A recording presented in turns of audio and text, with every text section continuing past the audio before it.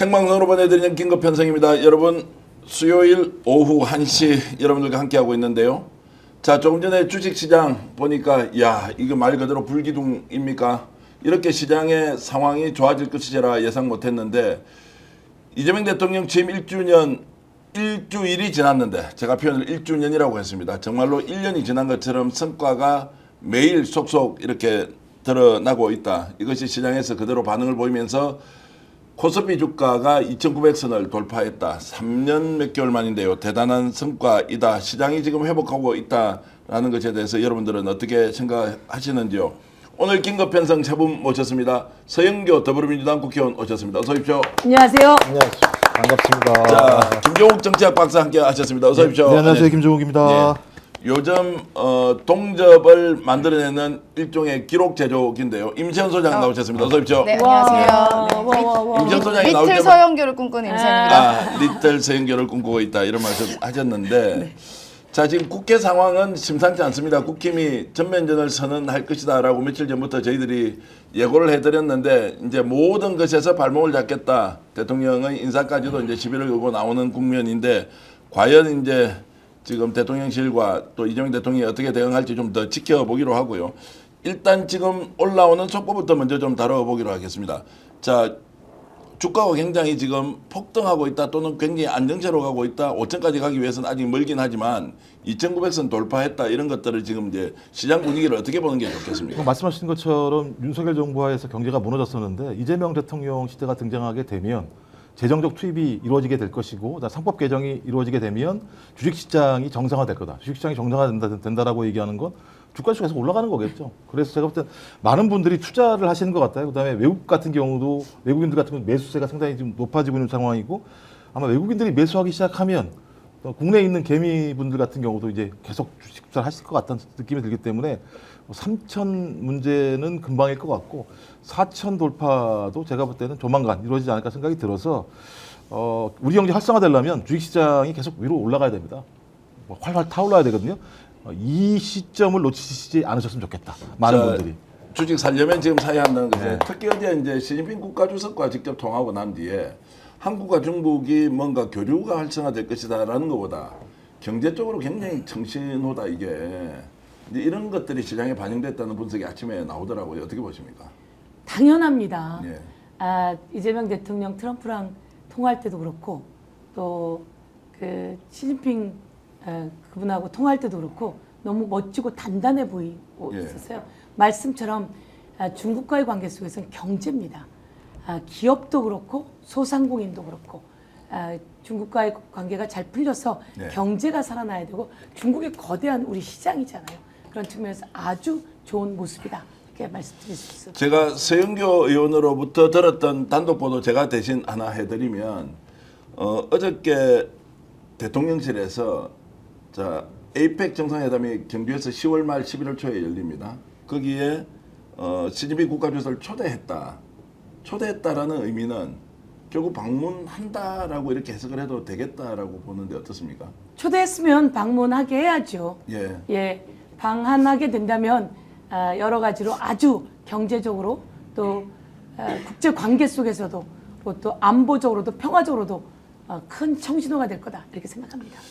자, 그래서 오늘 오전에 저희들이 이제 서영교 의원과 몇 분 더 취재를 해서 보도를 단독으로 해드렸는데요. 시진핑 국가주석의 10월 말 11월 초 에이펙 경주 세계정상회담에 참석하는 것이 확실시된다라고 이제 하면서 아마 이것도 시장 반응에 굉장히 이제 청신호가 되고 있는데 임시현 소장 이제 정보사 출신이시니까 시진핑 국가주석이 11년 만에 한국을 이제 방문하게 됩니다. 지금 우리가 다 모르고 있지 않습니까?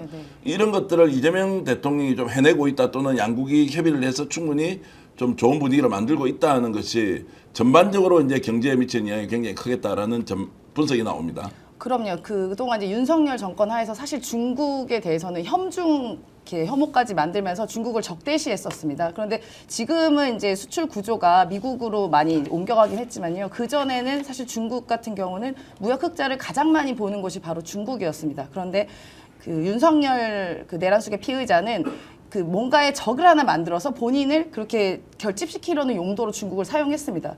근데 관련된 기업들도 굉장히 많고요. 수출하는 대부분이 중소기업들이 굉장히 많습니다. 그런데 그 모든 선을 다 망가뜨렸기 때문에 그동안에 비었던 그 외교 공간을 이제는 이재명 정부가 이재명 대통령이 이제 채워나가고 있다라는 그런 청신호로 들리고요. 당연히 이제 미국과의 관계도 중요하고 미국, 중국, 일본까지 해서 무역으로 굉장히 중요한 국가입니다. 근데 모두를 그동안은 어디 UAE만 가고 어디 가면 이란은 적이다. 어디는 적이다. 러시아도 적이다. 그래서 사방을 적만 들었으니까 어떻게 우리가 수교를 할 수가 있습니까?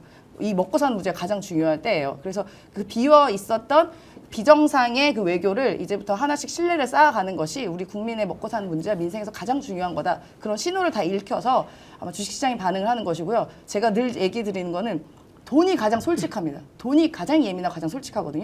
그렇기 때문에 대한민국이 지금 정상의 길로 가고 있다는 신호를 코스피가 말해주고 있다고 저는 봅니다. 자, 지금 상황에서 주식 좀 사도 되겠습니까? 사실 먼저 샀으면 더 좋았을 텐데 예. 지금이라도 늦지 않았습니다. 대형주 중심으로 삼성전자와 같은 이제 글로벌 시장을 주도하는 주식은 괜찮습니까? 그중 원래 블루칩이라고 해서 사실 예. 저평가되어 있었고 삼성전자도 원래 8만 전자까지 갔다가 예. 3만까지 떨어졌거든요. 근데 지금 이제 5만 후반 6만까지 가고 있는데 아직도 갈 길이 멉니다. 갈 길이 코스닥도. 멀다. 네, 자, 시청자 여러분들이 아, 전문가 멋진데요. 아닙니다. 임세훈 전문가님. 근데 이제 살 돈이 있어야 사는데 지금 뭐 살림살이가 문제. 다들 어렵기 때문에 어쨌든 그런 분위기로 이제 가고 있는데 특히나 이제 지금 중국과 관계가 이렇게 정상화되어 간다. 그러면 이제 교역이나 또는 통상과 관련된 부분에서 이제 양국이 같이 이익을 보는데 남북 문제도 그러면 뭔가 좀 개선될 수 있는 청신호로 읽을 수 있지 않습니까? 뭐 일단 남북 문제를 떠나서 우리 경제가 무너지기 시작한 가장 중요한 이유 중에 하나가 대중국 수출 자체가 막히면서였었거든요. 예. 근데 만약에 이 지금의 상황 자체가 계속 유지가 된다면 지금까지 주로 한국이 중국에 중간재를 수출하고 중간재 수출한 걸 가지고 중국이 미국에 수출하는 이 선순환 구조를 통해서 우리가 상당히 많은 돈을 벌었었거든요. 저는 그게 뚫린다고 얘기한다면 과거와 같은 대중국 수출이 늘어날 거다. 당연히 대중국 수출이 늘어나게 되면 우리 경제의 숨통이 트이고 성장률이 올라갈 수밖에 없는 상황이겠죠. 저는 그런 구조가 만들어지게 된다면 중국도 나빠할 이유가 없는 거죠. 그러면 한중 관계가 좋아진다라고 얘기하는 건 북한에 대한 레버리지를 한중이 가질 수 있다라고 하는 측면이 있는 건데 지금까지 북한이 러시아와의 관계 개선을 통해서 자국의 안보 문제를 풀어가는 측면들이 있었는데 이 자체로만은 해결하기 어려울 거다라는 생각이 들고 아마 한국 정부가 러시아와의 관계 복원에도 좀 착수하게 될 거라 생각이 들어요. 그러면 과거와 같이 소위 한국과 중국, 러시아, 한국이 중국과 러시아를 통해서 북한에게 어떤 형태로든지 평화를 위한 하나의 방향으로 가자라고 하는 압력들을 가할 수가 있는 측면이 있어요. 그렇게 되면 과거와 같은 구도가 만들어질 수 있겠죠. 그러면 그랬을 때 이재명 대통령이 동부아시아 지역에서 외교적인 발언권, 영향력을 확보할 수가 있게 되는 상황이 오게 됩니다. 그렇게 되면 다시 평화에 대한 운전대를 이재명 대통령이 쥐게 되면 그 운전대는 다시 경제에 대한 운전대로 옮겨갈 수 있는 선순환 구조가 만들어지는 상황이겠죠. 저는 그래서 이 상황이 안정적으로 간다면 저는 평화와 경제라고 하는 두 가지의 바퀴가 선순환할 수 있는 과정으로 돌입할 수 있다는 생각이 들기 때문에 지금 빨리 투자하십시오. 좀 돈이 없으시더라도 주식에 투자하시면 제가 볼 때는 아마 상승장을 계속 만끽하지 않으실까 생각이 듭니다. 자, 그러면 이제 미국 대통령과 통화하고 일본 이제 그 총리와 통화를 하고 중국 국가주석과 이렇게 이제 순차적으로 하는데 미국, 일본, 중국 이게 절묘한 일종의 묘수였다라는 이제 평가도 하고요. 사실 준비를 좀 하고 있었을까요? 아니면 뭐 적극적으로는 하지 않았겠지만 이런 전략적 판단들을 보수는 좀 끌어안고 진보 쪽에는 굉장히 안심을 주는 방식의 이 독특한 이 외교적 이제 정치력 이런 거 어떻게 평가하십니까? 뛰어납니다. 실제 뛰어난 거죠. 네, 뛰어나고 그러니까 저희가 그런 얘기 했거든요. 성남시를 빚더미 앉았는데 최고의 부자로 만들고 그래서 다 성남시로 이사 가고 싶어 했잖아요. 경기도가 16개 시도 중에 꼴찌나 마찬가지였는데 1등으로 만들고 더불어민주당의 총선에 압승을 이끌고 그리고 내란을 종식시켜 나가고 이런 탁월한 능력 그리고 대통령 선거에서 압승을 만들고 이 과정에서 제가 최고위원이지 않았습니까? 예. 최고위원으로 같이 일을 했잖아요. 위기가 좀만치 않았습니다. 예. 저 1기 최고위원 여러분 돌아보시면 지금 이렇게 제가 그래서 신기합니다. 참 일을 잘하신다 그랬는데 그때 어떤 일이 있었냐면 체포영장 날라와서 한동훈이 국회에서 읽어대면서 체포영장 가결돼서 구치소로 가게 됩니다. 그 과정 속에서 온몸이 만신창이가 되었던 이재명, 단식으로 죽음을 각오했던 이재명, 칼이 들어와서 죽을 뻔했던 이재명 등등 엄청난 일들이 있었는데 이 과정을 겪으면서도 이재명 대통령은 어땠냐면 대표 시절에 이야기합니다. 일합니다. 꼼꼼히 다 챙깁니다. 다 챙기고 한밤중에 저희들 모아놓고 다음 비전을 얘기하고 그 비전을 소통합니다. 그런 과정 속에서 다른 야당과의 관계 있잖아요. 작은 당들과의 관계 전부 다 잘 만들어냅니다. 그러다가 대통령이 되셨는데 이렇게 잘하는 걸 보면 이 대통령 이재명은 하늘에서 내렸고 준비는 하고 있었다. 근데 표현을 하실 때 하늘에서 내렸다 이렇게 하기에는 너무 지금 대통령 추종주의자처럼 보이는데 이게 좀 약간 균형감 있게 하려면 어쨌든 준비가 잘 돼 있다 이게 낫지 않겠어요? 준비가 잘 돼 있다는 말씀이십니다. 제가 말씀드린 건 민심은 천심이기 때문에 예. 그러니까 민심으로 찍어준 사람이라고 하는 건 천심이라고 봐야 되는 거죠. 네. 그러니까 그런 뜻을 이해하시면 될 것 같고 또 제가 하나는 드리는 말씀은 네. 이런 겁니다. 허니문 과정이라서 잠시 아니라는 말씀입니다. 네. 그러니까 제가 최고위원하면서 당에서 보고 저희들도 어려운 과정이 한두 번이 아니잖아요. 그걸 다 극복해 나가는 과정 속에 이분이 일하면서 정말 잘 만들어졌고 네. 준비되어 있다. 그리고 대통령이라고 하는 자리가 그렇게 외국 정상들과 통화하면서 그 국제적 관계를 잘 만들어내는 거다. 근데 여기서 또 한 가지는 그겁니다. 대한민국을 믿으셔도 되는 게 대한민국의 시스템이라고 있습니다. 그 시스템이 또한 그 시스템에 좋은 대통령이 만나서 그 다른 나라하고 정상들하고 전화를 하려면 그냥 전화하는 게 아니죠. 부대변인 해보셔서 알고 제가 청와대 춘추관장을 해보셔서 아는데요. 그것을 하기 위해서는 그 직전에 막 후에 그 작업이 이루어지면서 대통령이 미국 대통령 그리고 중국 주석과 통화할 수 있는 기반들도 또한 만들게 준비를 시켜놓고 하시는 거라서 그 다음 작업도 준비돼 가고 있다라고 말씀드릴 수 있을 것 같습니다.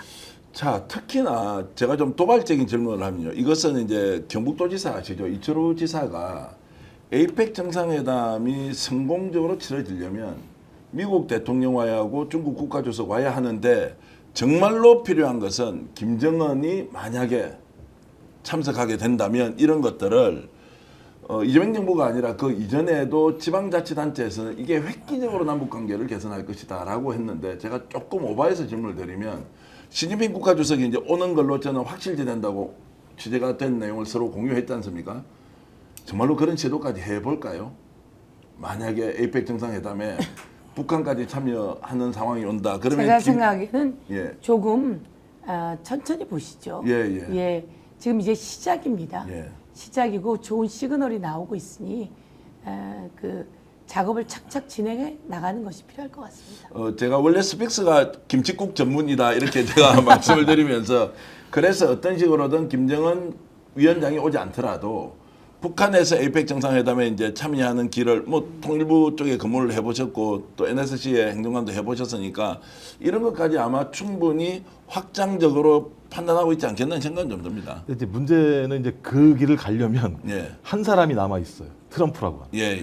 트럼프 대통령은 북한과의 관계를 통해서 본인이 어떤 성과를 내려고 하는 측면들이 있습니다. 저번에도 마찬가지, 일기 때도 마찬가지입니다만 직접적으로 김정은을 만나서 트럼프 대통령이 노벨 평화상을 받으려고 했던 측면들이 있고 본인의 어떤 중요한 성과를 만들려고 하고 있는데 이번이 마지막이잖아요. 트럼프 입장에서도 2기가 마지막이니까 트럼프 입장에서는 본인이 그걸 가지려고 할 겁니다. 네. 그러니까 제가 볼 때는 우리한테 중요한 건 평화예요.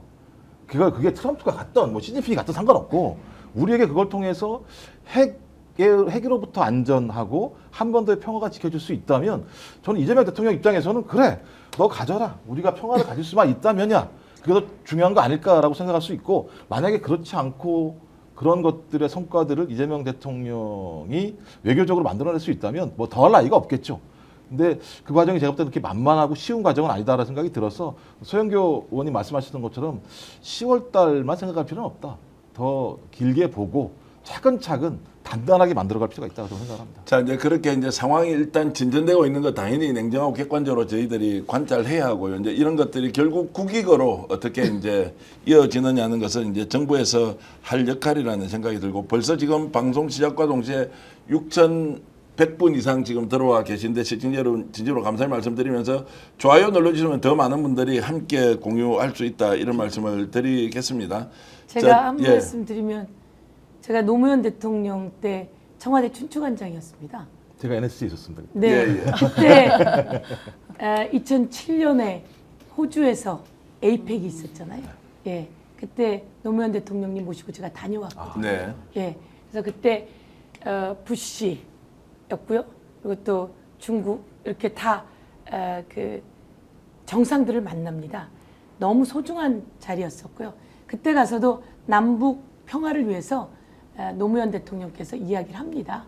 그 내가 남북 정상회담을 추진하려고 하는데 부시 어떻게 생각하느냐라고 물을 때 적극 응원한다 이런 말씀을 하시거든요. 근데 이제 이번에는 시작하고 얼마 안 되는 때이니까 그 해외 외국의 정상들이 한국으로 온다는 것은 한국을 알릴 수 있는 너무나 소중한 기회입니다. 그런 의미로 또 경제가 살아나고 또 국제 관계가 좋아지고 또 평화가 그 안정화되는 그런 계기로 보면 좋을 것 같다 이렇게 생각합니다. 자, 대통령 취임 1주년인데 1주년이라고 제가 또 말을 일주일. 좀, 일주일인데 1주년처럼 느껴진다. 정말로 잘하고 있다는 것인데 자, 경제 문제 그리고 외교 문제 자, 이런 여러 가지 상황들 그리고 국민 주권 시대에 맞는 이제 그 장차관 추천 제도 이런 것들도 너무나 이제 호응을 잘 받고 있어서 야, 일주일 만에 이렇게 잘할 수 있느냐. 인수위도 없었는데 어떻게 이런 성과를 내지? 자, 당연히 이렇게 될 줄 알았습니까? 아니면 의외로 생각보다 더 잘한다고 평가를 하십니까? 뭐 저는 당연히 그럴 줄 알았습니다. 알았어요? 네. 어. 서영기 의원님도 옆에서 지켜보셨으니까 아마 예. 다 예측을 하셨을 것 같은데요. 어떤 자리에서 한번 되게 우연히 그 사적인 대화를 한 적이 있었는데 그때 제가 그 파면되기 전이었습니다. 내란수계가 그때 말씀을 하시기를 대통령 되시면 너무 힘드실 텐데 괜찮으시겠어요? 이렇게 여쭤본 적이 있어요. 그러니까 되게 저를 황당하게 보시면서 저는 일을 하는 건데 뭐 자신 있습니다. 이렇게 이야기를 하시더라고요. 네. 그래서 아마도 지금 아마 그 인수위가 없기 때문에 바로 업무를 시작하신 거잖아요. 그런데 아마 후보 시절이나 혹은 훨씬 그 전부터 첫째 날은 뭐, 둘째 날은 뭐, 셋째 날은 뭐 이미 다 약간 계획해놓고 일을 하고 있다는 생각이 저는 딱 들었습니다.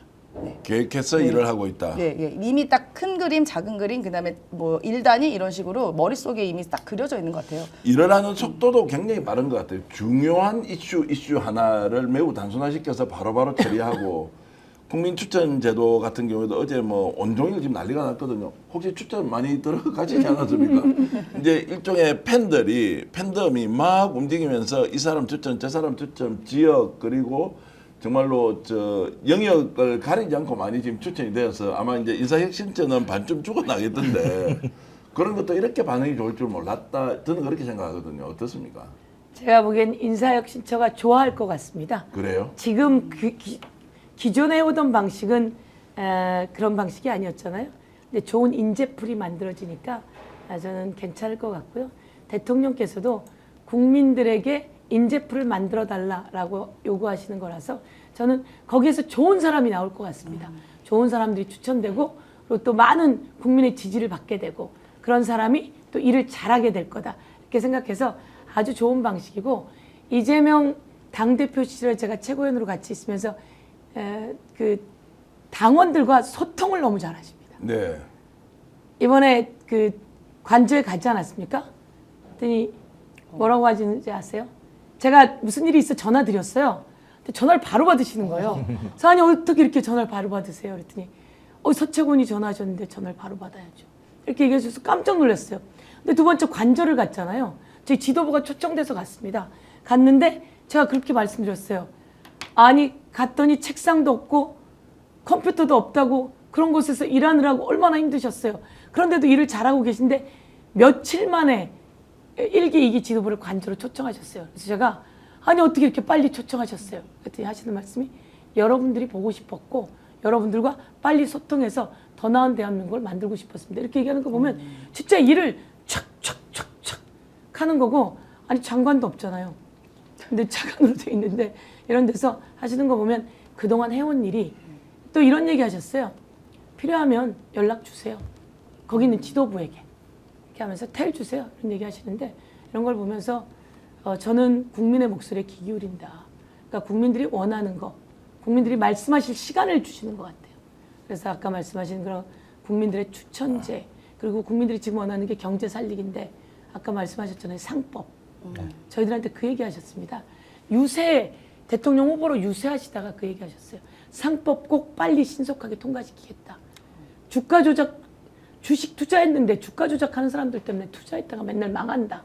그래서 주가 조작하면 엄청나게 처벌하게 하겠다라고 하는 걸 보여주면서 주가 조작 못하게 하고 주식에 투자해서 좋은 우량주를 만들어서 경제 살리는 일, 그것만큼은 내가 확실하게 만들겠다라고 하셔서 경제 살려낼 거다 이렇게 생각합니다. 자, 오늘도 이제 정권거래소 방문을 했죠.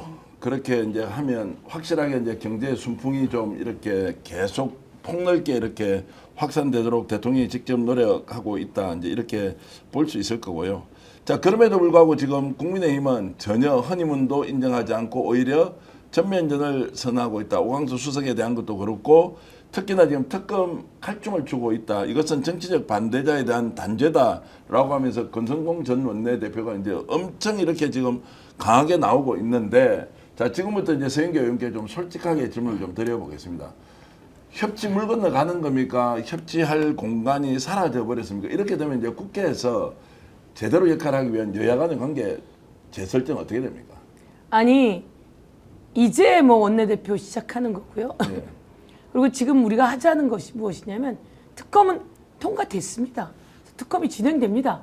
근데 거기에 대해서 겁먹은 자들이 크게 떠드는 겁니다. 그리고 겁먹은 자들이 크게 떠들고 권성동 전 원내대표 같은 경우에는 거기에 책임 있는 사람 아닙니까? 책임 있는 사람이 그렇게 떠들어야 자기 존재를 과시할 것 같은데 겁먹었다 저는 이렇게 생각하고요. 그리고 지금 저희들이 해야 될 일은 내란 종식을 확실하게 해내기 위해서 국회에서 뭐 내란 관련한 여러 가지 특위도 좀 만들 수 있다 이렇게 생각하는데요. 그렇게 해서 저희 추진하게 됩니다.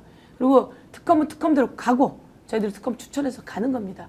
여기서 대해서 아무리 떠들어봤자 수사는 그대로 기차는 간다 라고 말씀드리고 여기에 검찰과 국정원 등이 개입되어 있었기 때문에 더 철저히 수사한다 라고 하는 말씀을 드리겠고요.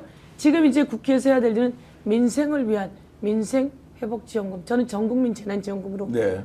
지원하고자 하는데요. 그것에 대해서 뭐 포퓰리즘 뭐 이렇게 이야기하지만 그것들은 자신들도 아차 했을 겁니다. 이렇게 해서 국민들이 경제가 살아나고 국민이 이재명 대통령 후보를 너무 좋아하면서 그리고 국회에서 그 뒷받침할 수밖에 없잖아요. 그리고 저는 소신 갖고 합니다. 그런데 이에 대해서 그쪽에서 몇몇이 이야기하지만 국힘에서 새롭게 구성되는 지도부는 이제 면면을 봐야 되겠죠. 네. 지도부는 이 민생 회복을 위한 추경 동의 안 할 수 없을 겁니다. 예, 동의 안 할 수 없고 특검이 진행돼 나가는 데 있어서 거기에 대해서 떠들면 자신들이 내란과 여러 가지 옹호하는 모습밖에 더 보이겠습니까? 네. 그래서 저는 이것은 뭐 잘 갈 것이고 제가 원내대표가 되면 이야기할 건 하고 그래서 충분히 소통시켜서 같이 협의해서 통과시키고 안 되면 충분히 이해시킨 다음에 또 뜻에 따라 국민의 뜻에 따라 추진하고 간다 이렇게 말씀드리면 될 것 같습니다. 자, 어쨌든 특검 국면에서 원칙대로 가지만 이제 여야간이 협치 안 할 수도 없다라고 하는 것은 당위적인 거고, 예를 들어 장동혁 전 사무총장 같은 분이 원내대표가 된다면 좀 더 협의가 원내대표 선수가 아닙니다. 아닙니까? 네. 그러면 지금 대충 분위기는 지금 국힘 쪽에는 원내대표 누가 될 가능성이 높습니까? 저는 모르지만 예. 얘기되고 있는 사람이 김성원 의원, 예. 그리고 또 박대출 의원 뭐 이런 분들이 얘기되고 있는 예. 것 같은데요. 조경태 의원 얘기도 있고요. 뭐 이런 것 같은데 나경원, 뭐 김기현 이런 의원들도 있지만 그런 분들은 원내대표 할 상황은 아닌 것 같고요. 이미 제가 넘어섰죠. 보기엔 예. 국민의힘 안에서도 자정 작업이 일어나지 않고 있습니까? 네. 예, 대통령 그렇게 떨어졌고 그리고 윤석열과 완전히 단절해야 되는데 그러지 못하고 있으면 국민의힘 스스로도 망가지는 꼴이고 자정 능력이 일어나서 국민을 위한 그 추경, 국민을 위한 재난지원, 그 민생지원금 이렇다면 협조 안 할 수 없을 거라고 생각하고 네. 예, 따라오지 않을 수 없을 겁니다. 자, 이제 이 문제에 대해서는 원내대표 선거와 관련 좀 이따 질문 드리기로 하고 김정욱 박사 이제 워낙 우리가 좀 민감해져 있어가지고 예를 들어서 오광수 민정수석에 대한 임명과 관련해서 댓글이요 정반대로 갈리면서 대통령을 믿고 따라가야 된다 한 7, 80% 아니다 원칙대로 해야 된다라는 소수 의견이 있고 원내대표도 누가 돼야 되는 게 맞느냐 아니냐에 대해서 좀 거칠게 이렇게 좀 지지자들이 반응하는 것을 뭐 당연하다 그렇게 충분히 우리가 논쟁하고 토론할 수 있다 이렇게 이제 봐야 되는 것인지 조금은 좀 우리가 자중하면서 이 상황을 좀 냉정하고 객관적으로 봐야 하는지 이런 부분 좀 어떻게 보세요? 일단 뭐 민정수석 문제 같은 경우는 초반에 많은 논쟁들이 있었죠. 그리고 네. 대통령실도 충분히 그런 의견들을 반영해서 시간을 가지고 여론을 경청을 했던 것 같고 경청을 한 상황에서 이재명 대통령이 민정수석에 대해서 인사권을 어떤 결정을 하고 난 다음에 대체적인 지지층 분위기는 이해하자, 또 이해할 수 있다. 그리고 또 충분히 민정수석이 일을 잘할 수 있다라는 얘기가 되면서 좀 정리되는 분위기였었어요. 네. 근데 이제 그 이후에 보도가 나온 상황이 있는데 그 보도 문제와 관련해서도 마찬가지입니다만 신임 민정수석이 그 본인이 잘못한 꽤 옛날 일입니다만 일정의 그 자신의 잘못에 대해서 허물에 대해서 인정을 한 상황이기 때문에 좀 대통령실이 지금까지 여기에 대해서 반응이 없는 건 인사를 계속 밀고 나가겠다라고 하는 생각이라는 판단이 드는 것 같고 이 정도에 대해서는 국민들도 좀 감내하면서 이해하면서 넘어갈 수 있다라는 판단이 드는 것 같아요. 예. 근데 이제 원내대표는 잘 모르겠어요. 앞에 계시니까 제가 쉽게 말씀드릴 네. 수는 없는 상황이고 가장 즐거운 건 그 잘 모르는 선거 있잖아요. 원내대표 선거는 의원들끼리만 하시니까. 근데 많은 당원들이 야 신난다 누구 찍을까 누구 할까 오늘도 제 딸이 권리당원인데 아빠 누구를 찍어야 돼 이렇게 얘기를 하더라고요. 그래서 그거 나한테 물어봐 본인이 알아서 해야지. 전 이 정도 상황이 나왔기 때문에 당원들이 즐거워한다. 일단 내가 원내대표를 뽑는 과정에 나의 표가 행사가 되는구나라고 하는 즐거움들을 가지고 있다는 거죠. 좀 그렇다면 이런 당은 건강한 당 아니에요? 참여하는 당. 그러니까 한쪽으로는 장차관들 인사 누가 좋을지 자기 얘기하고 당에 대해서는 원내대표 누가 할지 이야기할 수 있다라고 하는 건 내가 정치한다는 생각을 할 수 네. 있다는 거. 내가 주인이라고 하는 것을 확인할 수 있는 거기 때문에 저는 뭐 앞에 계시니까 서영교 의원님이 되시면 좋겠습니다만 여하간 상관없이 당원들은 지금 신났다. 맞습니다. 당원들이 신나는 게 가장 네. 중요한 거죠. 그래서 이제 이 말씀을 좀 보태자면 우리 당원들한테 댓글로 잘 보여야 돼요.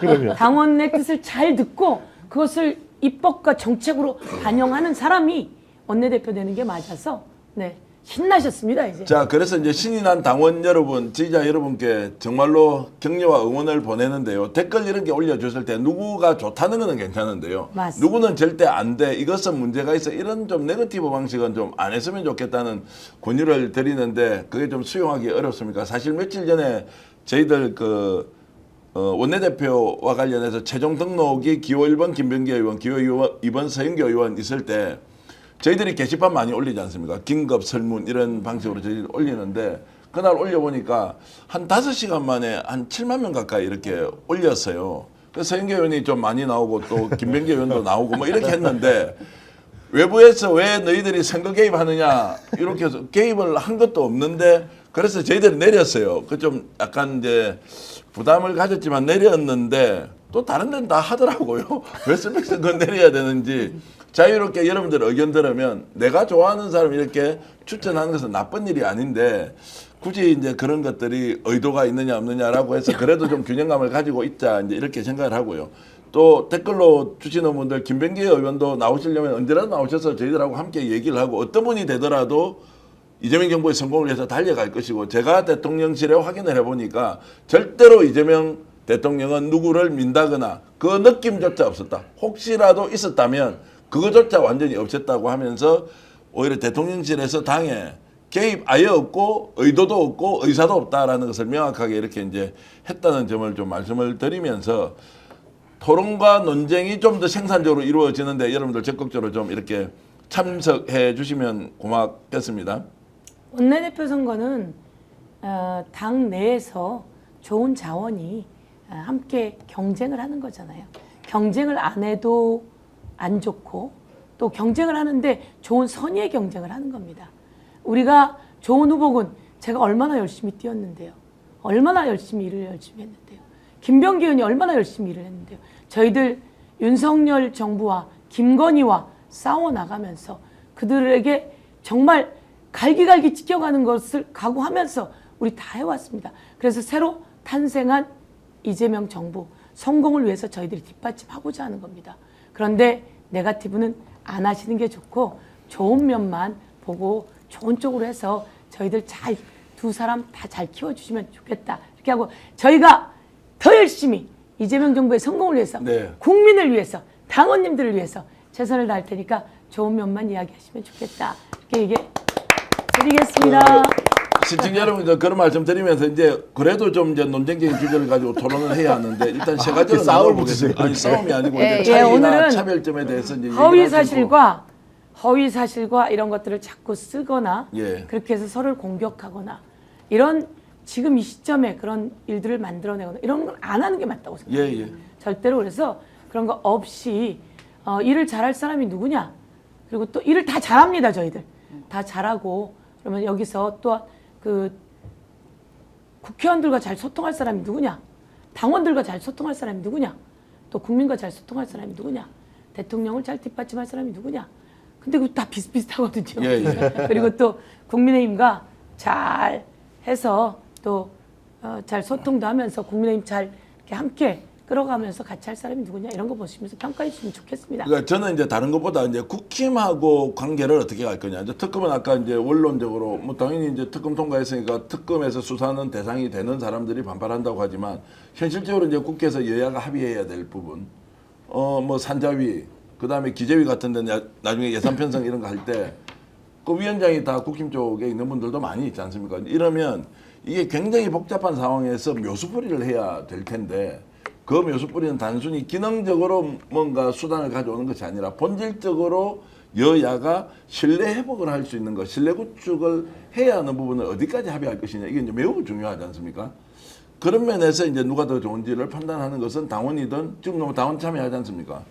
국회의원들이 동시에 좀 고려하지 않겠느냐. 두 번째는 전면전이 일어났습니다.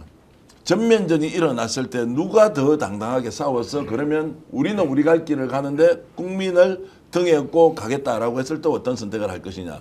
이 부분을 지금 임시현 소장한테 물어보면 원내대표가 굉장히 중요한 자리지 않습니까? 그럼요. 엄청 중요하죠. 예. 네, 엄청 제가 중요한 그 전에 한 자리에서. 가지만 말씀드릴게요.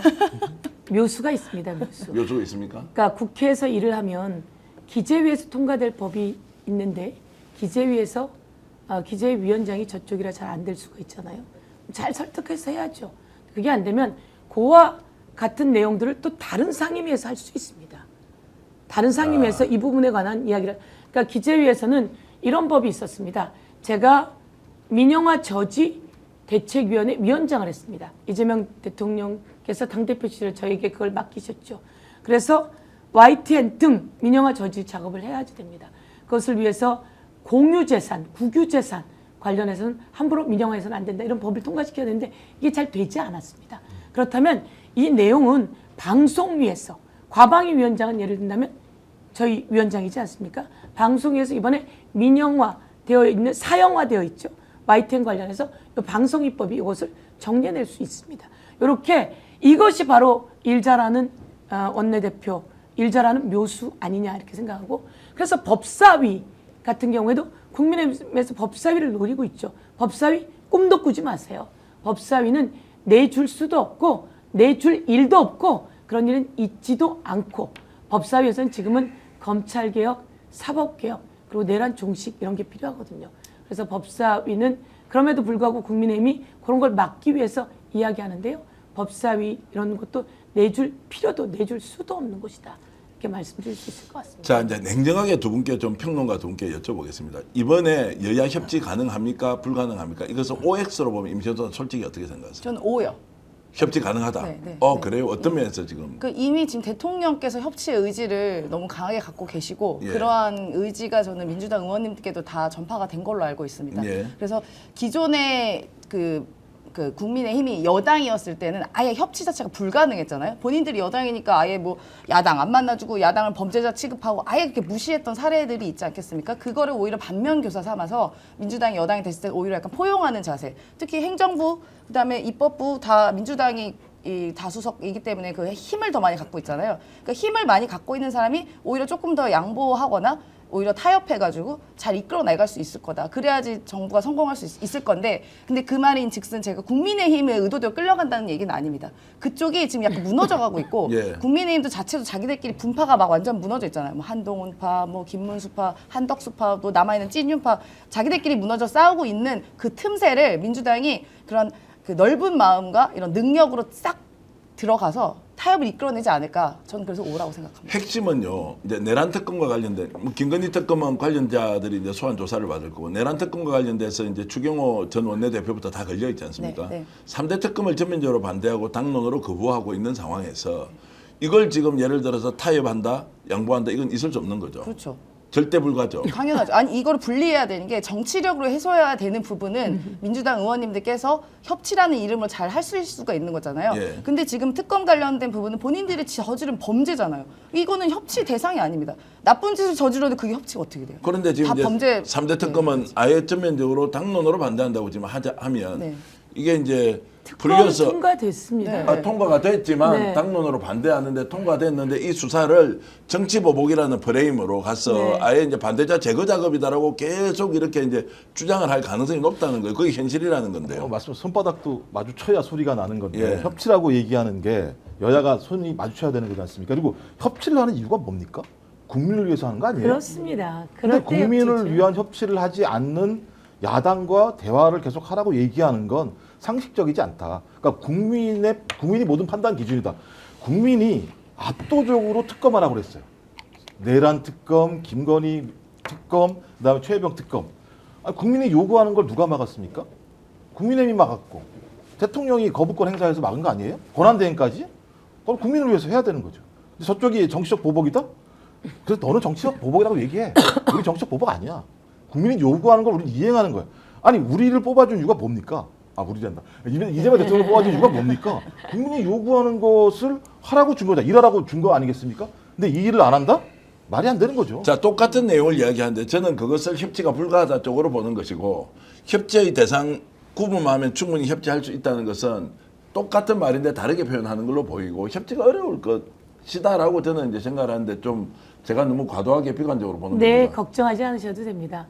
우선 특검과 관련한 것들은 협치의 대상이 아니고 벌써 특검은 이제 출범시켜야 되는 겁니다. 출범시키는데 저희들이 특검을 추천하고 또 다른 당이 또 특검을 추천하고 이렇게 되어 있기 때문에 국민의힘하고는 그거는 상관이 없고 특검대로 수사해 나가는 것이고요. 네. 국민의힘 안에서 몇몇이 그렇게 이야기를 하지만 전부 다 윤석열 내란에 끼고 싶지 않을 겁니다. 그래서 정리하고 싶어 하지. 김건희 사건에 그들이 끼고 싶어 하겠습니까? 최혜병 순직 사건은 당과 아무 관계가 없습니다. 당시에 그 용산에 있던 사람들이 수사에 개입한 거기 때문에 그 부분은 정확하게 정리하고 전면전을 이야기하는 순간 그 안에 내분이 일어날 수밖에 없다라고 네. 생각하고 제가 그렇게 또 만들어 가겠습니다. 예. 협치할 부분은 아까 말씀하신 것처럼 그 추경이라든지 지원금이라든지 중요한 국민을 위한 입법 과정의 협치라고 보시면 될 것 같고요. 이런 것들은 국민들을 위한 입법 예산을 만드는데 반대한다? 포퓰리즘이다? 이렇게 얘기하는데 지금은 포퓰리즘이라고 얘기하는 그 순간 상당히 자기네가 그 위축될 수밖에 없다. 포퓰리즘이라고 하겠죠. 네. 뭔가 흠집을 내려고 계속 하겠죠. 그렇지만 그것은 아까 말씀드린 것처럼 소수의 사람들이 하게 되는 건데 그 과정에서 제가 함께 다리를 놓을 수 있는 것들은 놓지만 국민을 위한 것들이라면 전부 다 그들이 함께 할 수 있게 해낼 수 있습니다. 제가 국회 행정안전위원장을 하던 시절인데요. 혹시 그런 법 아십니까? 여순특별법. 네. 여순특별법은 10,000명이 당시에 죽었습니다. 제3, 4.3도 마찬가지였고 근데 4.3은 모두 다 통과되었습니다. 보상법까지. 여순은 상정도 못된 법입니다. 그걸 제가 행안위원장 하던 시절에 이 여순특별법이 어떤 내용인지를 여순 사건이 어떤 내용인지를 충분히 얘기하고 사실 저도 몰랐어요. 그분들이 가지고 오셨는데 그걸 듣고 저도 마음이 너무 아팠고 그때 깐난하게 어떤 사람이 78살이 돼서 오신 거예요. 73살이 돼서. 그래서 그분들의 얘기를 듣고 국민의힘하고 쭉 얘기를 했는데 만장일치로 통과됐습니다. 이것만이 아니라 4.3도 만장일치로 인구가 감소하는 지역에 그거 같은 경우에도 지원하는 법 다 만장일치로. 당시에 문재인 대통령 계실 텐데요. 부동산 관련한 겁니다. 집이 한 채, 두 채면 세금을 더 내는 거. 근데 국민의힘에서 그 얘기를 하시더라고요. 지방에 있는 집은 빼주자. 그런 거 빼서 같이 통과시키자 이렇게 얘기합니다. 저희 나가 있을 테니까 하세요. 그래요. 그러면 잠시 나가 있다가 오세요. 이렇게 하면서 해나갈 수 있거든요. 그래서 나가 있거나 이러면서 해나갈 수도 있고 하니까 저희가 국민을 위한 건 그렇게 맞춰 통과시킬 수 있다. 그래서 제 생각에는 그러니까 사람의 소리를 하면 듣고 경패성 같은 게 나오면 안 들으면 돼요. 네. 그렇지 않습니까? 예를 들면 자기들도 마찬가지인데 자기들이 국회의원 어떻게 됐습니까? 국민이 뽑아줘서 된 거잖아요. 그러면 올해 하반기 예산 심사할 때 어떻게 여당하고 대화를 안 할 수가 있겠습니까? 그럴 때 와서 합리적인 얘기를 한번 들어주고 또 겸패성을 하면 겸패성은 이제 참고로 개소리입니다. 그렇게 하면 그건 못 들어주는 거지. 그러니까 원칙을 세워놓으면 그 원칙에 맞습니다. 따라서 야당이 네. 따라올 수밖에 없는 거예요. 근데 네. 우리가 원칙을 잃어버리면 원칙이 왔다 갔다 하니까 저기서도 지들 마음대로 하려고 하는 거거든요. 저는 그래서 뭐 소영교 의원님이 되시던 아니면 김병기 의원님이 되시던 원칙을 잘 세워놓으면 네. 협치는 원칙으로 가지고 하는 거지. 네. 쟤들 뭐 난리를 친다고 거기 따라가는 게 아니었어. 그리고 또 워낙 또 3년 동안 싸우셨잖아요. 윤석열 네. 정부 하에서. 전 잘하실 거라 생각이 들었어. 사람의 소리만 들으시라 이런 말씀을. 자, 지금 이제 댓글로 의견 주시는 분들 아마 이제 이재명 대통령을 지지하는 분들 중에서 협치 타협 이제 지겹다 제이님 이런 말씀 주셨고요. 그리고 나무님, 김광준님, 구경이 차원님 이렇게 이제 많은 분들이 의견 주고 계시고 두 아이 아버지 말씀이 참 저는 듣기 좋네요. 소개해드리겠습니다. 서영교 의원님과 김병기 의원님은 민주당의 소중한 자산입니다. 두 분을 이간질하고 네거티브를 퍼뜨리는 자야말로 당을 해치는 진짜 범죄자입니다. 과거의 일을 꺼내서 지금 흔들려는 자, 그들은 민주당의 분열을 놀리는 사람들입니다. 이런 말씀 좀 이성적으로 주셨는데 이 말씀이 오늘 좀 와닿는 것은 아름다운 경쟁, 선의의 경쟁, 그 경쟁의 결과를 우리가 이제 받아들이는 또 문화를 만드는 것이 당원주권주의, 국민주권주의 시대에 맞지 않느냐 이제 이런 생각을 하면서 원내대표 선거와 관련된 부분이 좀 더 과열로 치닫지는 않아야 한다. 그리고 국민들이 지금 참여할 수 있는 공간, 125만 명의 권리 당원들이 이렇게 이제 나서기 때문에 매우 의미 있는 선거가 되어서 결과까지 정말 아름답게 끝이 나면 좋겠다고 생각하는데 자 지금 분위기 어떻습니까?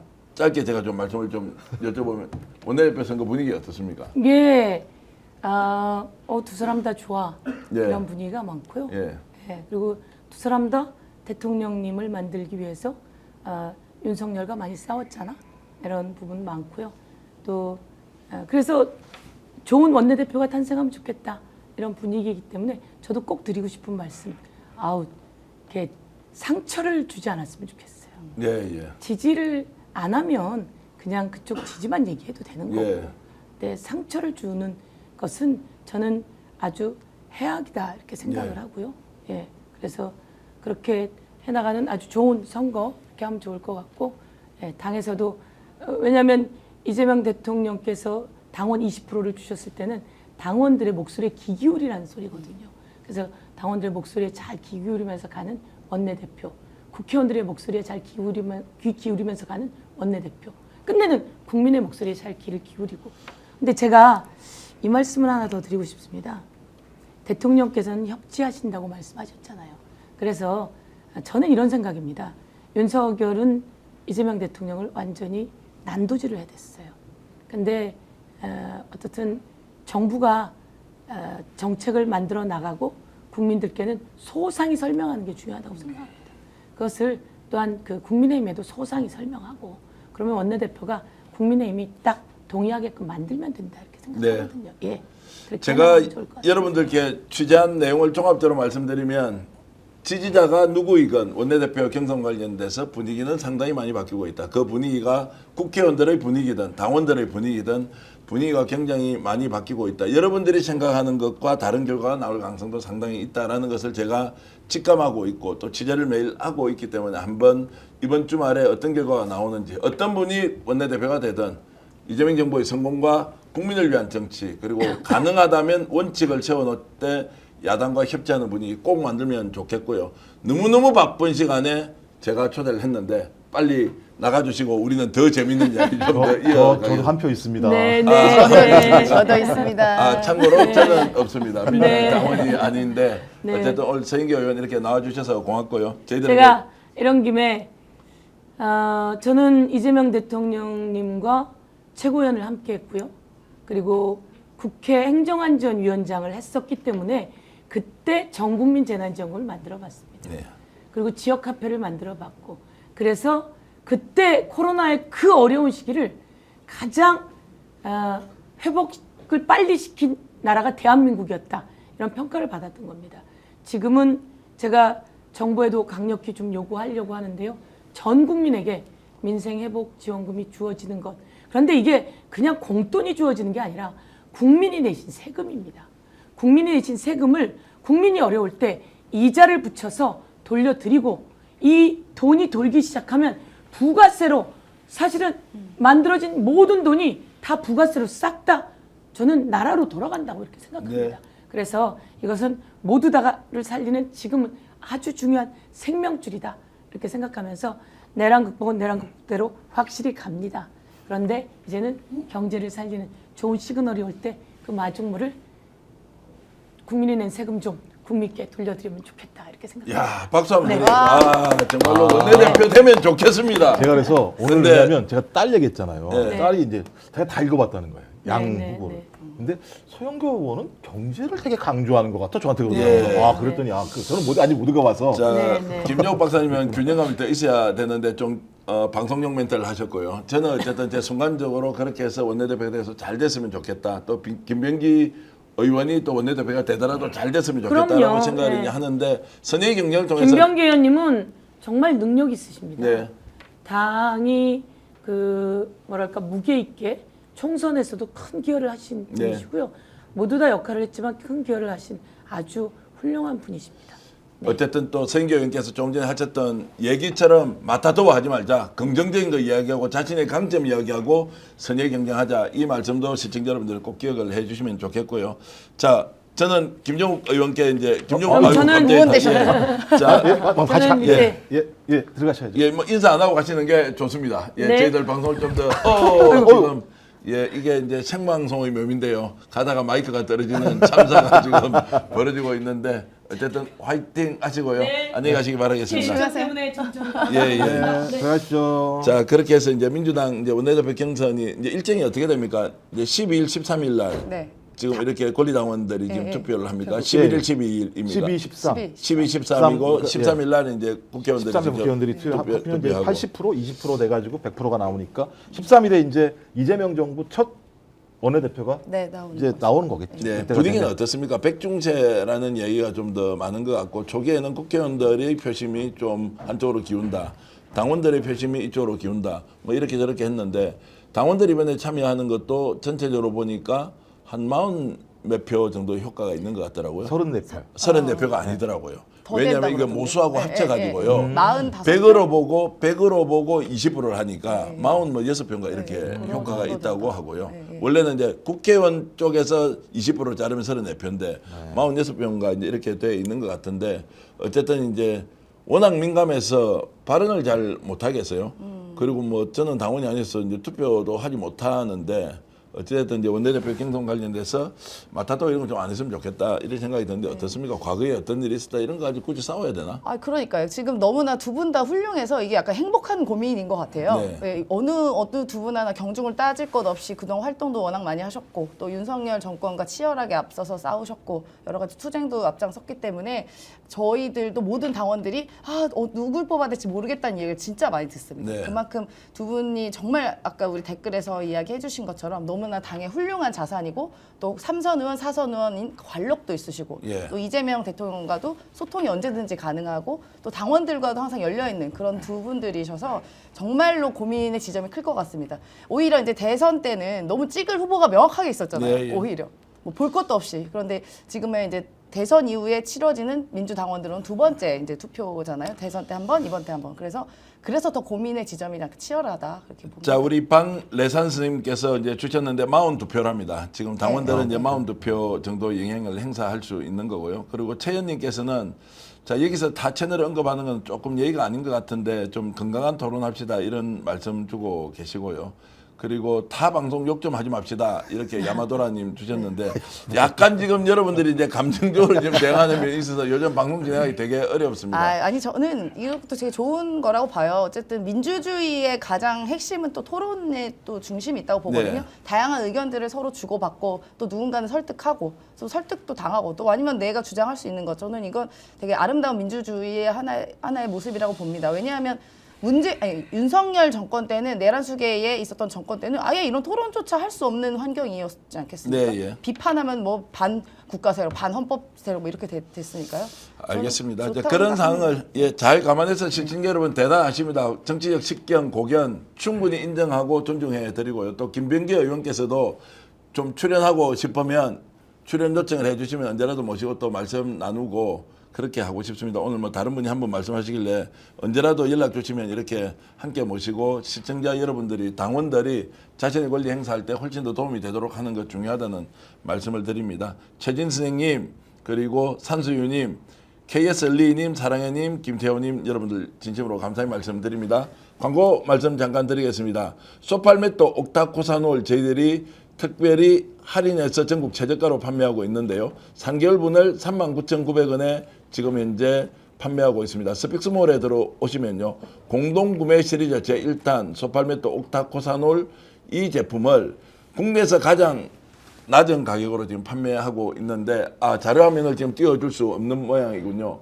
자, 이 제품은 우리나라 50년 전통의 상하제약이 직접 만든 것이고요. 상하제약과 저희들이 건강기능식품과 관련해서는 국내 최저 가격으로 여러 제품들 여러분들께 알려드릴 텐데 지금 아마 저희들 댓글창이 지금 마련이 안 돼 있군요. 댓글창과 이런 곳에 이제 올려놓고 판매를 할 텐데 아마 이 방송 보신 분들은 스픽스몰 또는 제 옆에 나와 있는 QR코드 이렇게 입력하시면 여러분들 제품 구매할 수 있다. 제가 요즘 먹고 있는데 확실히 좀 좋아진다는 느낌이 있고요. 어제 가져가셨습니까? 예, 가져왔습니다. 예, 가져왔는데 안 드셨죠? 이제 오늘부터 먹으려고 예, 생각하고 저는 있습니다. 확실히 밤에 좀 더 편안해져서 이게 효과가 있구나. 남성분들 50대, 60대, 70대 전리손과 관련해서는 소팔메토하고 옥타코사놀이 효과가 있다는 걸 느끼고 있는데 여러분들께도 권유해 드리겠습니다. 남자만 먹을 수 있나요? 예, 그렇습니다. 네. 자, 우리 김정욱 탄단TV 대표님, 임시현식당 임시현 대표님 오셨고요. 여러분들 임시현식당도 구독, 좋아요. 그리고 김용희 탄탄TV도 구독, 좋아요 해주시면 고맙겠습니다. 지금까지 생방송으로 보내드린 긴급편성 여기서 모두 마치겠습니다. 여러분 안녕히 계십시오. 고맙습니다. 오늘 방송 어떠셨습니까? 마음에 들었다면 구독, 좋아요로 스픽스를 응원해 주십시오. 여러분들의 구독, 좋아요는 가장 큰 힘이 됩니다. 스픽스 구독, 좋아요.